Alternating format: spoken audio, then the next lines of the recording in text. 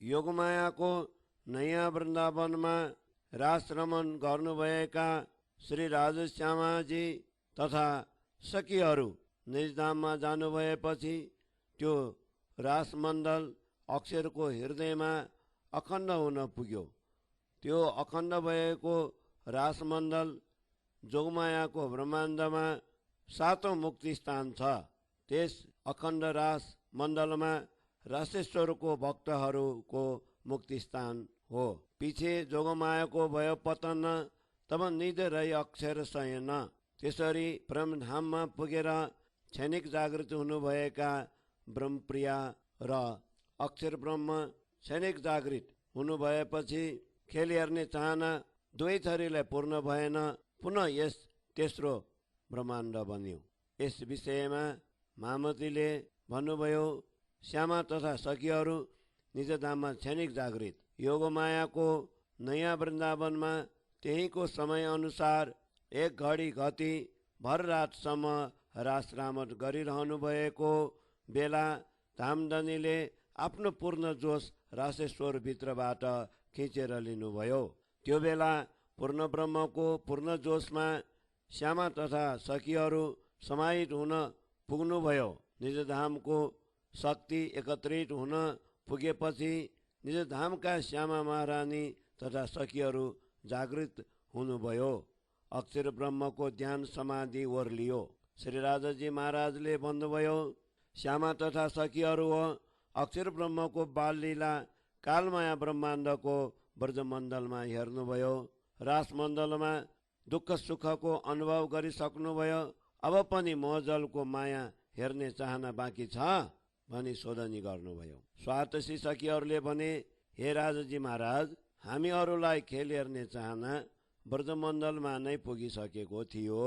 त्यसमाथि रासमण्डलका रासेश्वरसँगको बिछोड विरहले सताएको बेला अब उपरान्त यस्तो दुःखको खेल हेर्ने छैनौँ भनी काबु भएका थियौँ।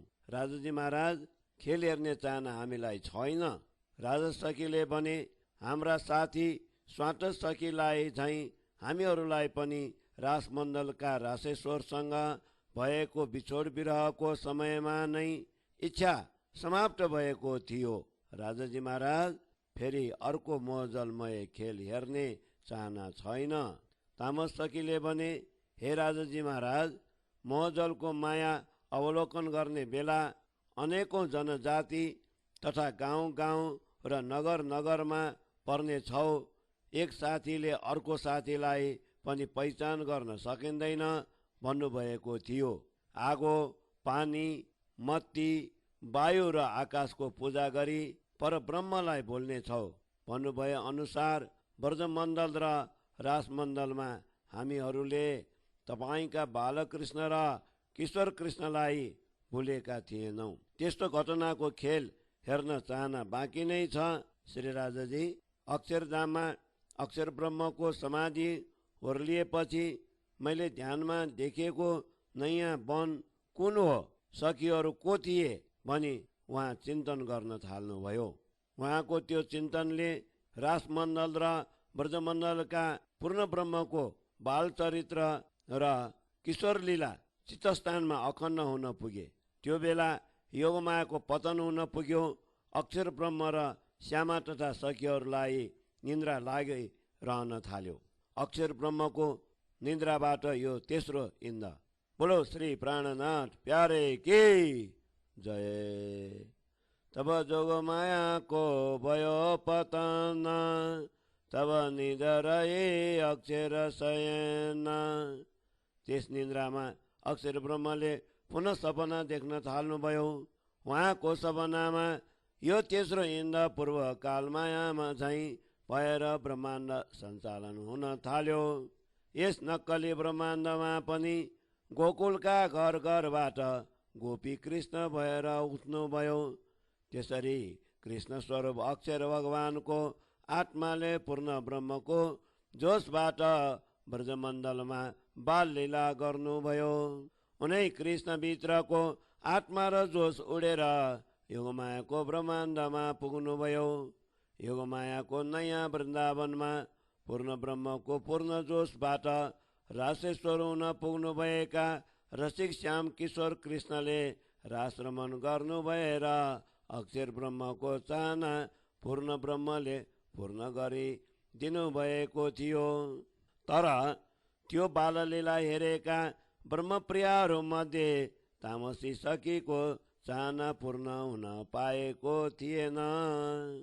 अक्षर ब्रह्मलाई पनि श्री राजाजी महाराजको किशोर लीला सदा सर्वदा हेरिरहँ जस्तो लागिरहन थाल्यो। यी दुवैको चाहना पूर्ण गर्न तेस्रो ब्रह्माण्डमा कृष्णलीला पश्चात कृष्णको 48औं शताब्दीमा श्री राजाजी महाराजले तारतमको अवतार लिनुभएको थियो। उहाँले तारतमको अवतार लिनुभएपछि मात्र पूर्वकाल माया र योग मायाको दुई ब्रह्माण्डमा ब्रह्मलीला भएको ब्रह्मलीलालाई तारतम बानीमा प्रकाशित गरिदिनुभयो। बोलो श्री प्राणनाथ प्यारे की जय।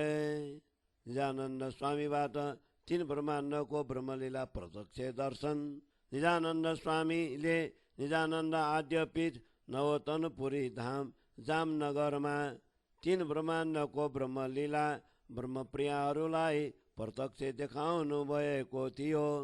उहाँले त्यो बेला बानी वचन पनि सुनाउनु भएको थियो।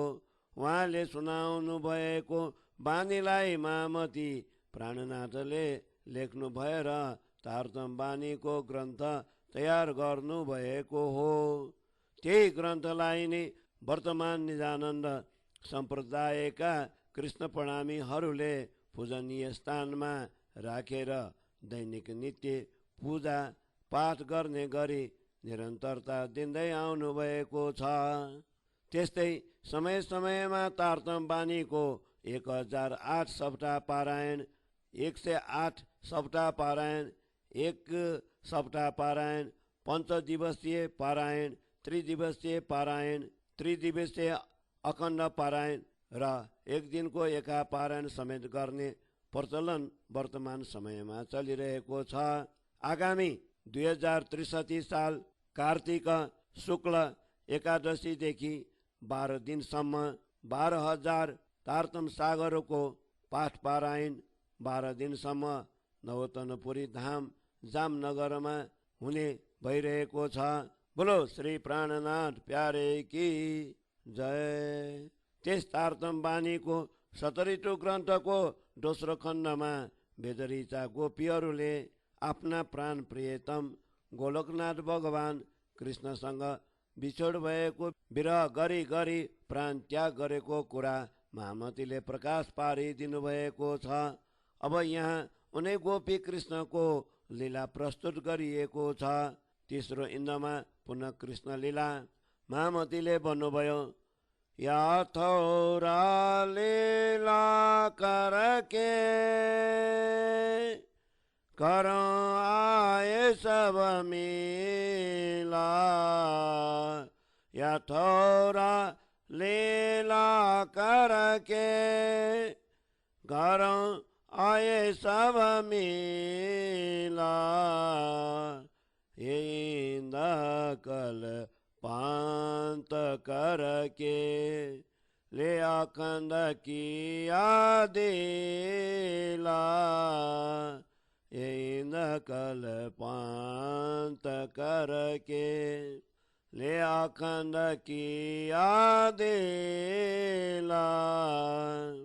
हम तो सब धाम में आए अक्षर आपके गारा, हम तो सब धाम में आए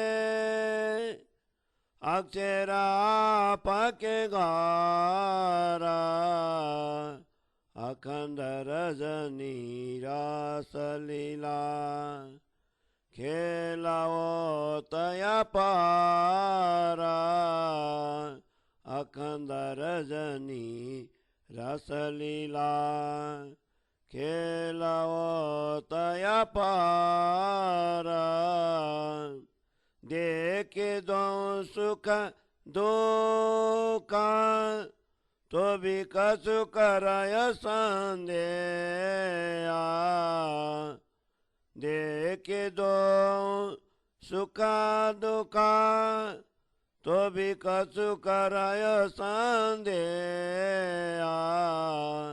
सत स्वरूप ने तो फिर मंडल रचियाए सत स्वरूप ने तो फिर मंडल रचियाए मंडल रचियाए मंडल रचियाए।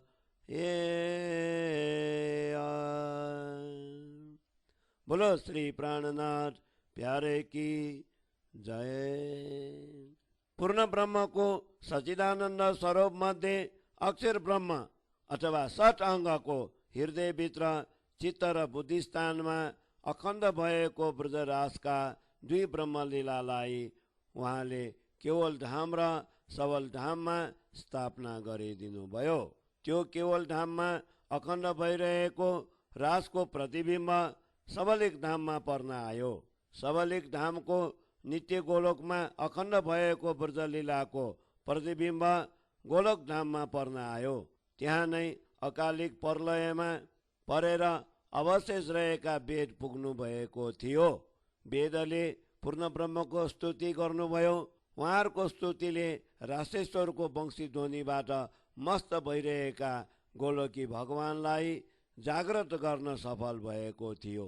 वेद स्तुतिबाट जागृत हुनुभएका गोलोकी कृष्णले वेद मातालाई अखण्ड भइरहेको ब्रजलीला र रासलीलालाई पनि औल्याएर देखाइदिनु भएको थियो। त्यस्तो अखण्ड लीलाको दर्शन गर्न पाएकी वेदमातालाई भगवान कृष्णले वर दिन तयार हुनुभयो। त्यो बेला वेदमाताले भन्नुभयो, हे भगवान, हामीलाई तपाईले वरदान दिनुहुने वचन दिनुभयो। तपाईको वचन पूर्ण गर्न अखण्ड ब्रजरासमा पूर्ण ब्रह्म कृष्णले गर्नुभएको अखण्ड ब्रह्मलीला झैं तपाई हामीसँग प्रेम लीला गर्नुहोस्। भगवान कृष्णले भन्नुभयो, अहिले त कालमाया ब्रह्माण्ड तिरोभाव भइरहेको छ। हाम्रा सर्जक स्वयं अक्षर भगवानको इच्छा अनुसार ब्रह्माण्ड सञ्चालन हुन्छ। त्यो बेला सारस्वत कल्प आउँछ। त्यही सारस्वत कल्पको मृत्युलोकमा तपाईहरूसँग त्यस अखण्ड ब्रजराजको ब्रह्मलीलाको अभिनय गरेर देखाइदिनेछु। तपाईहरू त्यो समयको प्रतीक्षा गरी बस्नुहोस्। अहिले यसै धामको स्थानमा बसिरहनुहोस्। तत्काल केवल धामको अखण्ड रास तथा सबलिक धामको अखण्ड ब्रजको ब्रह्मलीलाको प्रतिभास र प्रतिबिम्ब आफ्नो गोलोक धाममा पर्न आयो। त्यो अखण्ड ब्रह्मलीलाको प्रतिभास र प्रतिबिम्बबाट तेस्रो इन्द कालमायाको प्रतिबिम्ब ब्रह्माण्डमा पर्न आयो। त्यो ब्रजराजको प्रतिबिम्ब आदिनारायणको निर्मल शुद्ध कारण र निर्मल शुद्ध महाकारणमा पर्न आयो। ती महाविष्णुमा पर्न आएको निर्मल चैतन्यको कारण र महाकारणबाट मृतलोकको गोकुल मथुरामा पर्न आयो। त्यसरी अक्षर ब्रह्मको चित्तमा अखण्ड भएको ब्रजराजबाट केवल धाम, सबलिक धाम, गोलोक धाम र आदिनारायणको विष्णु धामबाट ब्रजधामसम्म पर्न आएको हो। त्यसबेला प्रणव ब्रह्मभित्रको रोदिनी शक्तिको दुई पक्ष समाप्त भयो। रासलीला पश्चात कार्तिक महिना शुक्ल पक्षको शुभ प्रभातमा यो तेस्रो ब्रह्माण्ड सञ्चालन हुन थाल्यो। यो प्रतिबिम्ब ब्रह्माण्ड सञ्चालन हुन नपाएको बेला विष्णुले ब्रजधामको निरन्तर ध्यान गरिरहनु भएको थियो। उहाँले गर्नुभएको ध्यान अवस्थालाई लक्ष्मीले देख्नुभयो। लक्ष्मीले भन्नुभयो, हे भगवान, हजुरले कुन ब्रह्म र कुन ब्रह्मधामको ध्यान गर्नुभएको हो? कृपया मलाई पनि बताइदिनुहोस्। भगवान विष्णुले भन्नुभयो, अहिले नै मैले ध्यानको कुरा खुलस्त गर्ने बेला भएको छैन। लक्ष्मीले भन्नुभयो, भगवान, तपाईँ आफूले ध्यान गर्नुभएको कुरा भन्नुहुन्न भने मलाई पनि तपस्या गर्ने आज्ञा दिनुहोस्। भगवानले भन्नुभयो, हे लक्ष्मी, तपस्या गर्ने इच्छा भएदेखि तुरन्त तप गर्न गइहाल्नु, तप गर्न विलम्ब गर्नु हुँदैन। भगवानको आज्ञा पाउनु भयो कि लक्ष्मी खाली पाउ हिँड्नु भयो र केतुमाल खण्डमा पुग्नु भएर तप अनुष्ठान गर्नुभयो। उहाँले 7 कल्पान्त तप गर्नुभयो। त्यहाँ ब्रह्मा विष्णु र क्षीरसागर आउनुभयो। लक्ष्मीको तप समाधि ओर्लियो। आफ्ना अगाडि आफ्ना बाबा पितामह र पति विष्णु भगवानलाई देख्नु भएर उहाँ खुसी हुनुभयो। लक्ष्मीले भगवानलाई प्रणाम गर्नुभई पुनः भगवानले गर्नुभएको ध्यान विषयको कुरा खोतल्नुभयो। भगवानले भन्नुभयो, मैले गरेको ध्यानको विषय समय आएपछि इसारा गरी देखाइदिनेछु। अहिले त यो 7 कल्पान्त मात्र होइन, 21 कल्पान्त तपस्या गरे पनि मेरो मुखले प्रष्ट पार्न सक्दिन। क्षीरसागर र ब्रह्माले भन्नुभयो, हे लक्ष्मी, तपाईँको तपस्या पूर्ण भयो। समय आइपुगेपछि भगवानले इसारा गर्नु भएर आफूले ध्यान गर्नुभएको कुरा खुलस्त पारिदिने वचन दिइसक्नुभयो। समयको प्रतीक्षामा सबैले नै बस्नुपर्ने हुन्छ। अहिले तपाईँहरू वैकुण्ठमा जानुहोस्, हामी आफ्नो स्थानमा जानेछौँ। त्यसरी विष्णु, लक्ष्मी, ब्रह्मा र क्षीरसागर केतुमाल खण्डबाट आफ्नो आफ्नो स्थानमा जानुभयो। त्यो बेलादेखि ब्रह्माले आफ्नो समय अनुसार 60,000 वर्ष तपस्या गर्नुभयो। 60 वर्ष सहस्त्राणी मया तप्त तपपुरा नन्दगोप वृद्ध स्त्री नाम पादरेणु न उपलब्धय। उहाँले तप समाधि ओर्लिएपछि ब्रजका स्त्री र नन्दगोपको पाउडुली पाउने प्रयास गर्नुभयो, तर उहाँहरूको पाउडुली पाउन सकिन भनी उहाँले आफ्ना मानस पुत्र भृगुलाई सुनाउनु भएको थियो। शिवजी अखण्ड ब्रह्मचर्यको पालना गर्नुभई पूर्ण ब्रह्मको ध्यानमा निरन्तर लागिरहनुभयो। उहाँले गर्नुभएको ध्यान पार्वतीले पनि श्रवण गर्न शिवजीलाई बिन्ती चढाउनु भयो। शिवजीले पार्वतीको स्तुतिलाई स्वीकार गर्नुभयो। शिवजीले आफूले ध्यान गरेको कुरालाई अमर कथाको नाउँ दिनुभई पार्वतीलाई सुनाउन तयार हुनुभयो। त्यो बेला उहाँले प्रकृतिलाई समेट्नु भएर अमर कथा प्रारम्भ गर्नुभएको थियो। अमर कथा समाप्त भएको समयमा 12 कल्प वैवस्वत मनुको 28औं द्वापर युग मध्ये 539 वर्ष अथवा त्यो बेला युग क्षय भएर द्वापर युगको अन्त हुन पुग्यो। शिवजीले सुनाउनु भएको अमर कथा पार्वतीले श्रवण गर्नु भएको थिएन। त्यो कथा श्रवण गर्ने सुकका बचेरा 2वटा थिए। एउटालाई शिवजीले मारिहाल्नुभयो र अर्को सुक भागेर व्यास पत्नी बितिकाको उदरमा लुकेर बसे। त्यो बेलादेखि कृष्ण द्वैपायनले श्रीमद् भागवत लेख्न गणेशलाई आह्वान गर्नुभई लेख्न थाल्नु भएको थियो। प्रतिबिम्बमा उठेका कृष्णले गर्नुभएको गोकुल लीला। बोलो श्री प्राणनाथ प्यारे के जय। जब कृष्ण सम्वत 12 वर्ष भयो, त्यो बेला कार्तिक महिनाको कार्तिक शुक्ल पूर्णिमाको दिन शुभ प्रभातमा नन्द भवनबाट कृष्ण र बलराम उठ्नुभयो। त्यही प्रभात कालमा ब्रजमण्डलका सम्पूर्ण गोप गोपीहरू पनि आफ्ना आफ्ना घरबाट उठे। त्यो दिन पनि पूर्वकालमा झैँ गोपालहरू वृन्दावनमा आफ्ना आफ्ना गाई चराउन गएका थिए। इत फेर उठे प्रतिबिम्ब यामे सारा पिउँ खेले। इत फेर उठे प्रतिबिम्ब यामे सारा पिउँ खेले।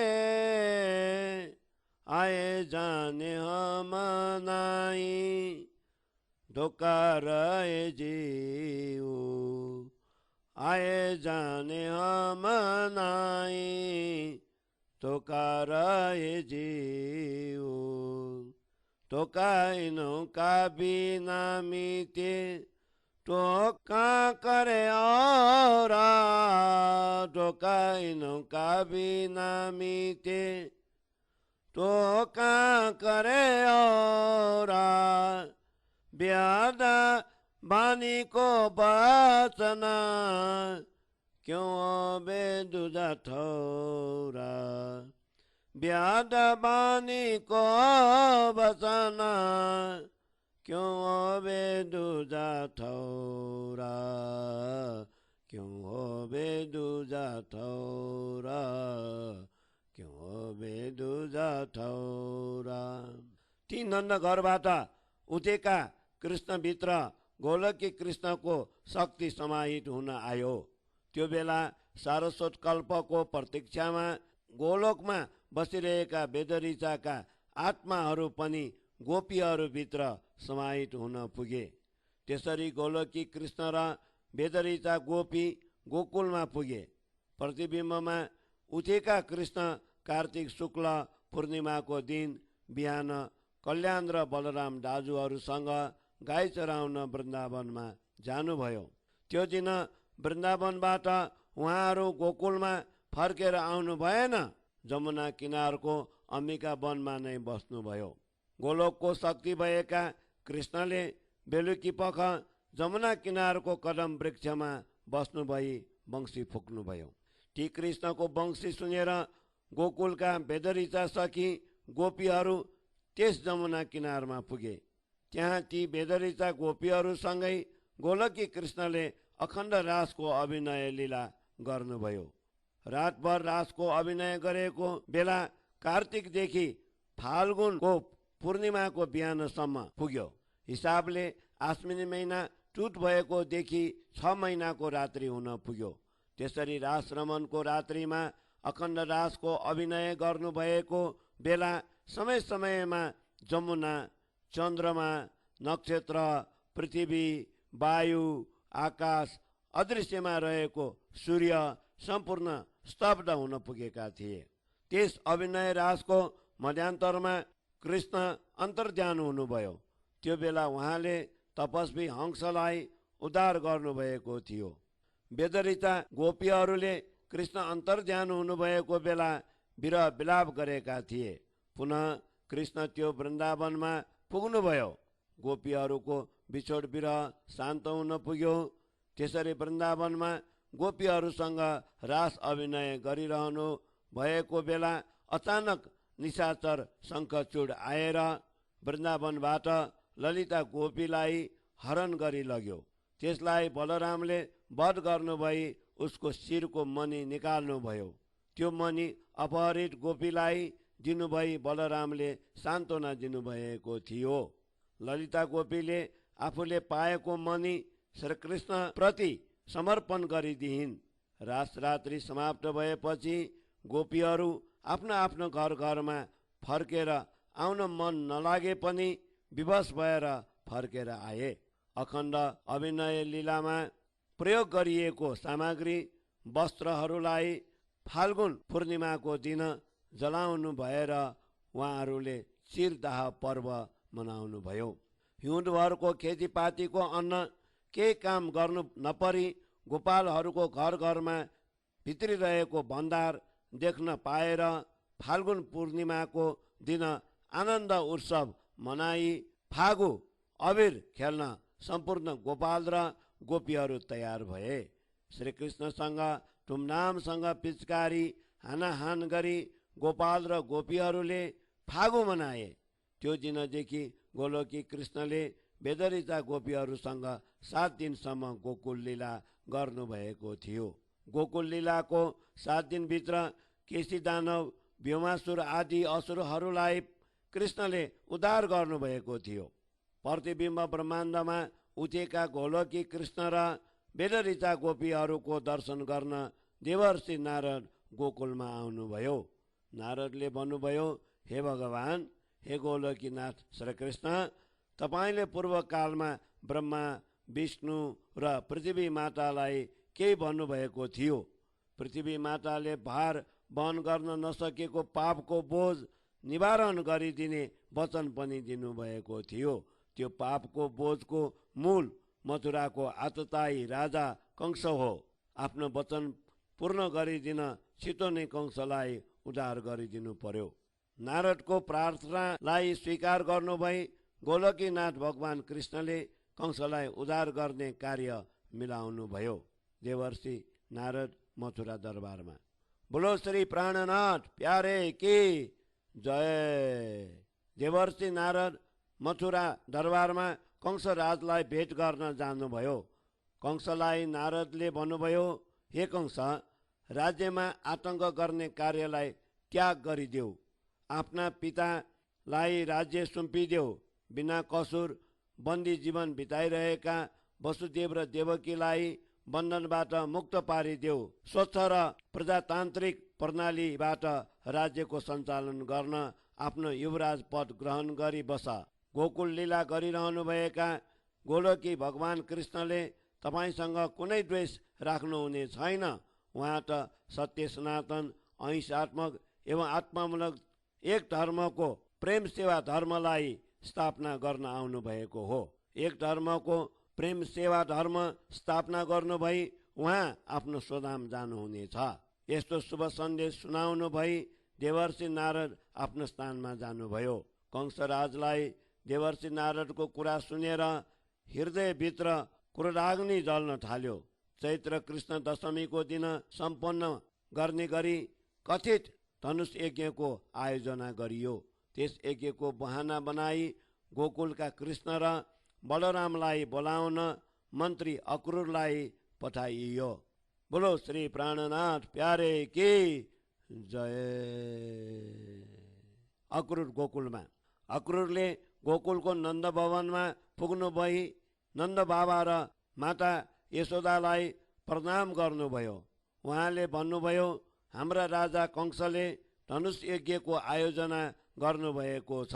त्यस यज्ञको शोभा बढाइदिनका लागि हाम्रा कृष्ण र बलरामलाई लिन म आएको हुँ। तपाईहरू समेत गोकुलवासीहरूलाई पनि त्यस यज्ञमा उपस्थित हुन अनुरोध गरिएको छ।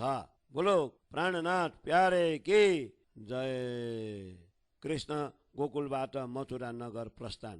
कृष्ण सम्वत 12 चैत्र कृष्ण सप्तमीका दिन अक्रूरसँगै उहाँको रथमा कृष्ण र बलराम साथमै जानुभयो। अक्रूरसँग कृष्ण र बलराम जान लागेको बेला गोपीहरूले बिचो बाटोमा रथलाई रोकेर कृष्णलाई मथुरामा जानबाट रोके।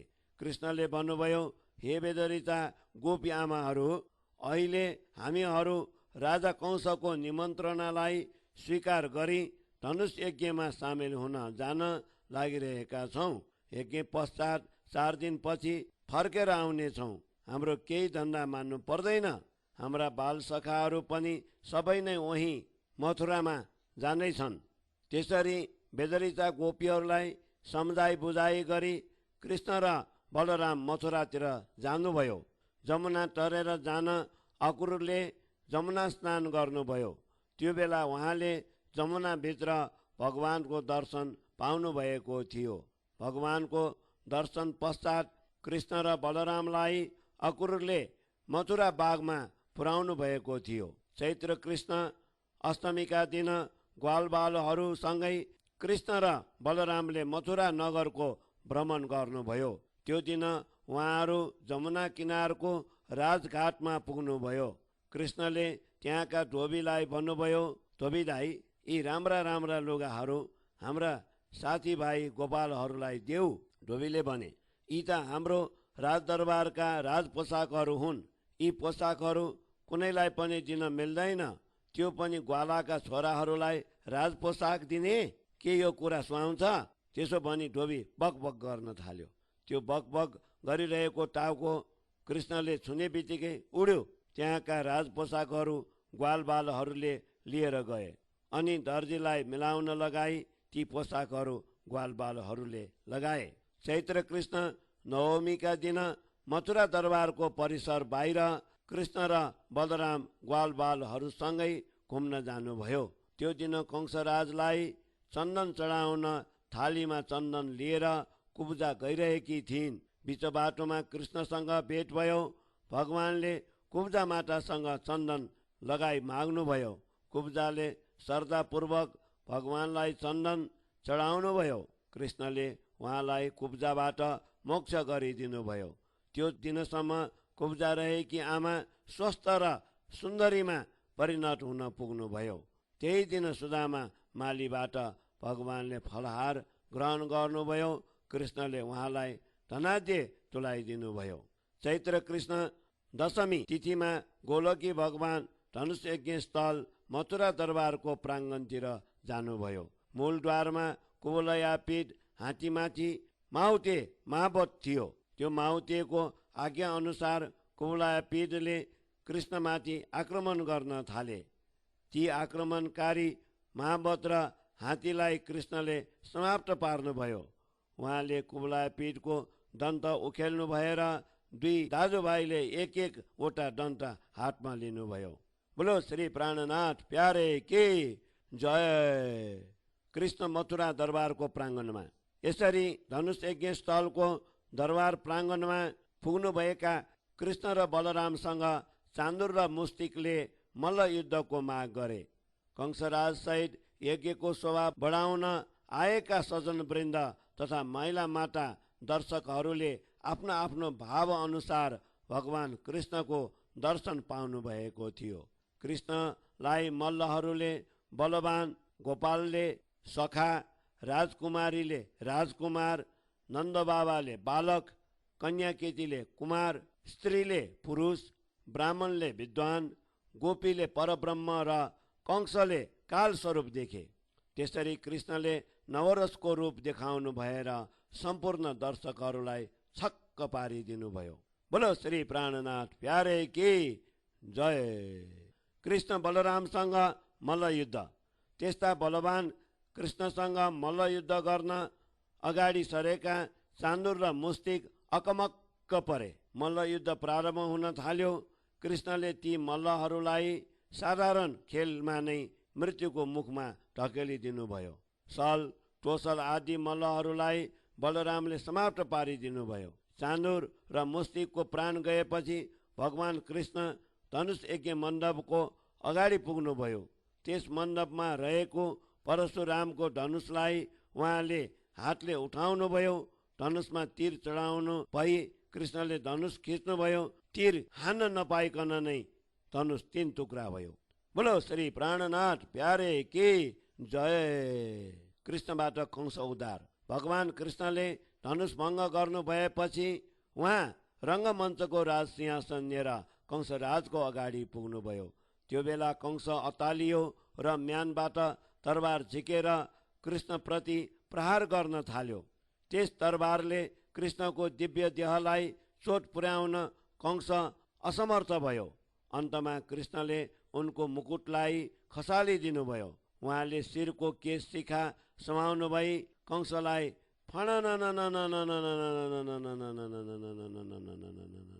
घुमाउनुभयो र यज्ञ मण्डपको प्राङ्गणमा पछार्नुभयो। त्यसरी पछारिएको कंसको छातीमा उहाँले मुड्कीले हान्नुभयो। तत्काल कंसको प्राण पखेरु उडेर गयो। उसको स्थान गोलोकको द्वारपालमा उसको आत्मा समावेश हुन पुग्यो। त्यसरी कंसको यहाँको लीला समाप्त हुन गयो। बोलो श्री प्राणनाथ प्यारे की जय। कृष्णबाट वसुदेव देवकीको बन्धन छुटाई उग्रसेनलाई राजतिलक। कृष्णले कंसको तथाकथित धनुष यज्ञ भङ्ग गर्नु भई कंसको उद्धार गर्नुभयो। त्यसपछि यज्ञ स्नान गर्न कृष्णले ग्वाल भेष, पीताम्बर धोती, वनमाला, कुण्डल, मोर मुकुट र मुरली उतार्नुभयो। जमुना स्नान पश्चात राजकुमारको पोसाक लगाउनुभएका कृष्णले 40 वर्षदेखि कारागारमा बन्दी जीवन बिताइरहनुभएका वसुदेव र देवकी कहाँ पुग्नुभयो। उहाँहरूको बन्धन खोलिदिन उहाँ लाग्नुभयो। वसुदेवले भन्नुभयो, हाम्रै कारणले तिम्री देवकी आमाका ठुला बुबा उग्रसेन दरबारभित्र बन्दी अवस्थामा बसिरहनु भएको छ। पहिले उहाँको बन्धन खोलिदिनुहोस्, अनि मात्र हामीहरू बन्धन मुक्त हुनेछौँ। आफ्ना पिता वसुदेवको सत्य वचन अनुसार कृष्णले पितामह उग्रसेनको बन्धन पहिले फुकाइदिनु भयो। त्यसपछि उहाँले माता पिताको बन्धन तोडिदिनु भयो। त्यसरी मथुरामा 4 दिनसम्म गोलोकी कृष्णले लीला गर्नुभई कंसको उद्धार गर्नु भएपछि वैकुण्ठी विष्णु उनै कृष्णभित्र प्रविष्ट हुनुभई वसुदेव र देवकीको बन्धन तोडिदिनु भएको हो। त्यसपछि कृष्ण शुद्ध राजकुमार मात्र हुनुभयो। श्री धनी पूर्ण ब्रह्मको जोश र अक्षरको आत्मा भगवान श्रीकृष्ण पूर्व कालमायाबाट योगमायाको नयाँ वृन्दावनमा जानुभएको थियो। त्यस वृन्दावनबाट उहाँहरू आफ्नो धाममा जानुभएको थियो। कृष्ण गोकुलमा आउनु भएको नै थिएन। गोलोकी कृष्ण भगवानको शक्ति र वैकुण्ठी विष्णुको शक्ति पनि राजकुमार कृष्णभित्र समाप्त हुन पुग्यो। गोपीहरूको कृष्णसँग बिछोड। बोलो श्री प्राणनाथ प्यारे के जय। गोपीहरूको कृष्णसँग बिछोड। राजकुमार कृष्णले आफ्नो ग्वाल भेष नन्द बाबाको हातमा गोकुलका गोपीहरूलाई दिनुहोस् भनी पठाउनु भएको थियो। त्यही भेषमा गोलोकी शक्ति समाहित भएर गयो। त्यो शक्तिको कृष्ण बेदरिता गोपीहरूको हृदयमा समेटिन गयो।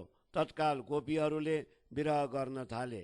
त्यस विरहलाई पण्डित नारायण प्रसाद पोखरेलज्यूले बनेपामा भन्नुभयो, नाचन कृष्ण ढल्केर गोपीको मनैमा, रुन्छन् गोपी सम्झेर वृन्दावनैमा, रुन्छन् गोपी सम्झेर वृन्दावनैमा, नाचन कृष्ण ढल्केर गोपीको मनैमा, नाचन कृष्ण ढल्केर गोपीको मनैमा, रुन्छन् गोपी सम्झेर वृन्दावनैमा, रुन्छन् गोपी सम्झेर वृन्दावनैमा।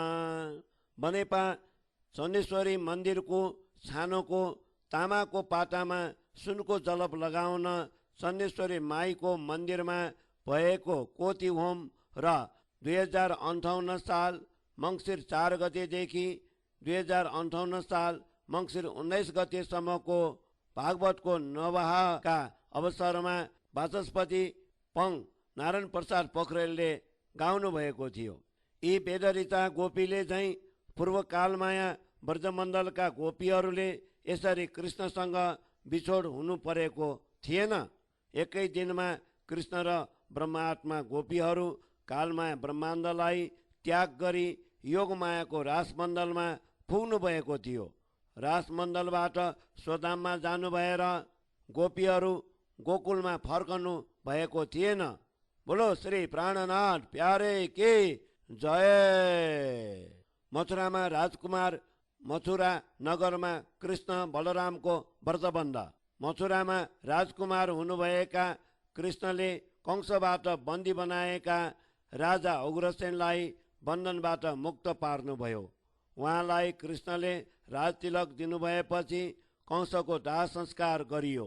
त्यसरी राजकुमार हुनुभएका कृष्णको व्रतबन्ध योग्य पवित्र कार्य चैत्र कृष्ण चतुर्दशी तिथिमा सम्पन्न भएको थियो। त्यो बेला राजा उग्रसेनकी भतिजी देवकी, ज्वाइँ वसुदेव, उनीहरूका मित्र नन्दबाबा, मित्राणी यशोदा, बलरामकी माता रोहिणी, वसुदेवकी धर्मपत्नी सहित उहाँहरूका सम्पूर्ण हितचिन्तक सज्जनहरू उपस्थित थिए। कृष्ण र बलरामले 12 वर्षसम्म यशोदा माता र नन्दबाबाको घरमा गाई बाछा चराउनु भई ग्वाला जीवन बिताउनु भएको थियो। राजकाजको शिक्षा दीक्षा केही थिएन। राजकुमार भएपछि राज्यलाई सञ्चालन गर्न विद्याको पनि आवश्यकता पर्दछ। त्यसैले त्यस्तो विद्या आर्जन गर्न राजा उग्रसेनले कृष्ण र बलरामलाई उज्जैनका राजगुरु सान्दीपिनीको आश्रममा पठाउनुभयो। कृष्णले आफ्नो 12 वर्ष आयु चलिरहेको बेला राजगुरुबाट 64 विद्या कलाको ज्ञान प्राप्त गर्नुभएको थियो। 64 कला विद्या गान, वादन, नर्तक, नाट्य, चित्रकला, विशेष कक्षय, तण्डुल, कुसुमावली, पुष्पास्तरण, अङ्गराग, मणि भूमिका कर्म, शयन रचना, उदकावाद, उदकाघात, चित्रायोग, माल्य गुल्फन, केश शेखरा पीठ, नेपथ्य योग, कर्मपत्र भङ्ग, गन्धयुक्त अलङ्कार योग, इन्द्रजाल, कौचमार्ग योग, हस्तलाघव, सुपकर्म, पानादि भोजन, रुचिकर्म, बिना डमरू, प्रहेलिका, प्रतिमाला, दुर्वाचक योग, पुस्तक वाचन, नाट्यकला, समस्या पूर्ति, पत्रिका बाण, तक्षकला, तक्षण, वास्तुकला, रूप्यरत्न परीक्षा, धातु कर्म, मणिराग ज्ञान, आकार ज्ञान, वृक्षायुर्वेद योग, सजीव ट्युट, सुखसारिका प्रलापन, उत्साहदन, अक्षर मुस्तिका कथन, देश भाषा ज्ञान, पुष्प सङ्कटिका, निमित्त ज्ञान, श्लेषित विकल्प, यन्त्र मात्रिका, धारण मात्रिका, सम्पाथ्य, मानसी, काव्यक्रिया, अधिधान कोश, छन्दो ज्ञान, क्रिया विकल्प, छलित योग, वस्त्र गोपन, ट्युट क्रीडा, आकर्षण, बालक्रीडा, वैनायिकी, वैतालिकी र वैदेयिकी समेत 64 कलामा राजकुमार कृष्ण निपुण हुनुभएको थियो। बोलो श्री प्राणनाथ प्यारे की जय। कृष्णबाट गुरु दक्षिणा। सान्दीपनि गुरुको आश्रममा विद्या हासिल गरिरहनुभएका कृष्ण र बलरामलाई सुदामाले साथ दिएका थिए। विद्या अध्ययन समाप्त भएपछि गुरु दक्षिणा स्वरूप गुरुआमाको माग अनुसार 1 वर्ष पहिले गुमेका गुरुका छोरालाई कृष्णले यमलोकबाट फिर्ता ल्याइदिनु भएको थियो। गुरु दक्षिणा दिनुभई कृष्ण र बलराम मथुरा नगरमा फर्केर आउनुभयो। सुदामा पनि उहाँहरूसँगै मथुरामा पुगे। राजा उग्रसेनले सञ्चालन गर्नुभएको मथुरा राज्यमा 64 विद्याबाट निपुण हुनुभएका कृष्ण र बलराम राजकुमार द्वयले सम्पूर्ण जनतालाई सुख शान्ति दिनुभएको थियो। त्यो बेला देवभागा पुत्र उद्धव कृष्ण आफूप्रति आकर्षित हुनुभएको सम्झेर अभिमानमा डुब्न पुगे। उनको अभिमानलाई दलन गर्न राजकुमार कृष्णले गोकुलका बेदरिता गोपीहरूप्रति पत्र वाहक गरी उद्धवलाई पठाउनु भयो। बोलो श्री प्राणनाथ प्यारे की जय। कृष्णका पत्रवाहक उद्धव गोकुलका घर घरमा कृष्ण सम्वत 13 कार्तिक शुक्ल पूर्णिमाका दिनसम्ममा गोकुलका घर घरमा विरही गोपीहरूलाई कृष्णको सन्देश सुनाउँदै सुनाउँदै उद्धव नन्द भवनमा पुगे। त्यहाँ उनले नन्द बाबासँग भेटघाट गरी राजकुमार कृष्णले आफूप्रति ज्यादै प्रेम गरेको कुरा सुनाए। गोपीहरूले भने, हे उद्धव, तिमी कृष्णलाई प्राप्त गर्न योग गर्नुपर्छ भनी हिँडेका छौ। ती कृष्णलाई हामीले आफ्नो हृदयभित्र नै प्राप्त गरिरहेका छौँ। तिम्रो ज्ञान तिमीसँगै राख। आफ्ना प्रभु हराउनु भएको बेलामा प्रयोग गर्नु। हामीहरू घर व्यवहारमा बसिरहेका भोलि भाली गोपीहरूलाई त्यो ज्ञान सुहाउँदैन। यदि तिमीलाई कृष्णको दर्शन गर्ने इच्छा भए हाम्रो देहमा नै दर्शन गर्न सक्छौ। त्यसो भन्दै उद्धवलाई गोपीहरूले आफ्नै देहमा कृष्णको दर्शन गराइदिए। त्यस्ता बेदरिता गोपीहरूको कृष्णप्रतिको प्रेम देखेर उद्धव लज्जित भई मथुरामा फर्केर आए। त्यही दिन कृष्ण र बलराम गोकुलका नन्द बाबासँग भेट गर्न जानुभयो। बोलो श्री प्राणनाथ प्यारे की जय।